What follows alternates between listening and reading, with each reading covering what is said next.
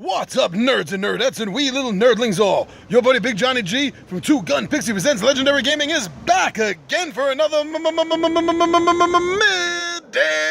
Monologue. So it's cleared up a little bit here in New York City. The sun is out. We haven't seen a full sunny day in a couple of days now. And I think it's still a beautiful day, a beautiful opportunity to come outside during my lunch and just sit down and rap with you for a little while. So what I was thinking about today was discussing a style of game that I both enjoy and don't enjoy. And that is called one versus all. Now, these one versus all games usually seem to come in two different varieties. Varieties? I don't know why I said that. They seem to come in two different varieties. And what I'm talking about is they tend to be in either the camp of a campaign-style game with an ongoing storyline where the players come back and they continue to advance their characters through the story as it's going along. And the other type is where they're basically one-shot games. And the difference between these two styles, you could see the first style, the campaign style. You see that in games sort of such as Descent, Level 7, Omega Protocol, Star Wars Imperial Assault. These are the kind of games, these one versus all games, where one person takes on the role of the overlord, the bad guy, the empire, the alien, whatever it is. And they're actively campaigning, no pun intended, they're actively working against all the other players of the game. And all the other players of the game are trying their best to beat the overlord, the empire, the alien, whatever the one evil guy is, and try to continue advancing the story from plot to plot to plot to plot. Now, the other style game is something along the lines of, let's say, Letters from Whitechapel is a good example of that style of game, where, again, it is still, the one player versus everyone, but it's not a campaign setting at all. You play the game from beginning to end, one sitting, and usually these games can take anywhere from 2 to 4 hours, depending on the game itself and the experience of the people at the table. Now, these are the two major types of one versus all games. Now, like I said at the beginning of this is a system that I both enjoy and I don't enjoy. I think the reason I enjoy this is because it harkens back to role-playing games, which is what I cut my teeth on, for any style of game. Not counting you're a really little kid and you're playing Chutes and Ladders and stuff. But I mean, once you start maturing and you start discovering that there are other games out there besides the little children games. And these games, like I said, they harken back to role-playing games, RPGs like Dungeons and Dragons. And that's what I cut my teeth on. I love role-playing games so much. The world, the settings, the interaction of the players sitting around at the table. I think that's what I love the most about role-playing games. And you do get this aspect in many of the one versus all games. Now, with the other style of one versus all game, actually, I have no problem with those whatsoever. The ones that are just one-shot games where you just sit down, like Letters from Whitechapel or Fury of Dracula. Really fun, really engaging games, and they work really good, especially if you have the most experienced player playing the evil guy, the bad guy, is when these games really, really shine the most. And I have no problem with those either way. It's the campaign-style games that leave me... I don't even know the right word or phrase to use. But there's something about the games that I think my problem with them, although, like I said, I do enjoy them, but my problem with them is they're like almost RPGs.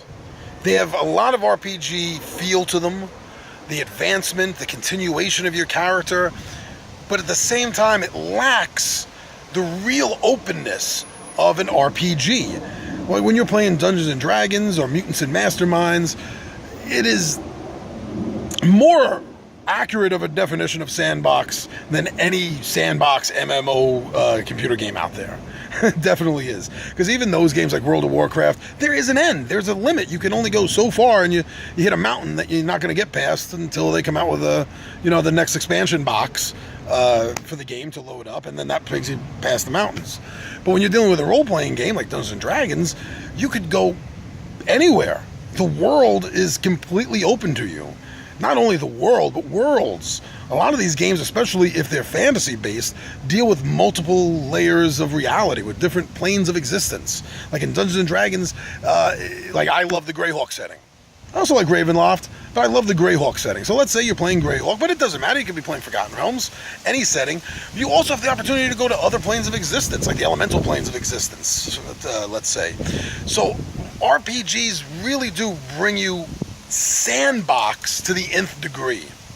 While when I'm playing, something like Level 7 Omega Protocol, I can feel the closeness to this being a sandbox, but yet there are still walls, there's still barriers, there's still things that you're not able to do. And it's not just the traveling in these games. No, it's also the amount of things that you can do. Again, these campaign-style one-verse-all games are kind of like stunted RPGs. Because everything with the interaction of NPCs that you have in an RPG just isn't there in most of these campaign one-verse-alls. Unless it's, just like a background scene that's being described in the dialogue before you actually start the specific quest or mission, And that's what leaves me feeling so-so about one-verse-all games.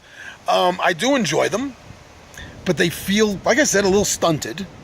But my biggest drawback, though, for any one-verse-all game, regardless of whether it's Fury of Dracula or Star Wars Imperial Assault, let's say, is that, and I totally lost my train of thought there because I got all these people, there's a lot of things going on around me. The biggest drawback is that, as compared to RPGs, is that you don't have this openness. You don't have this ability to just go up to anybody and get information if you can, or just go up to the store at any time there's a store nearby and just go and upgrade your stuff. You don't have to wait.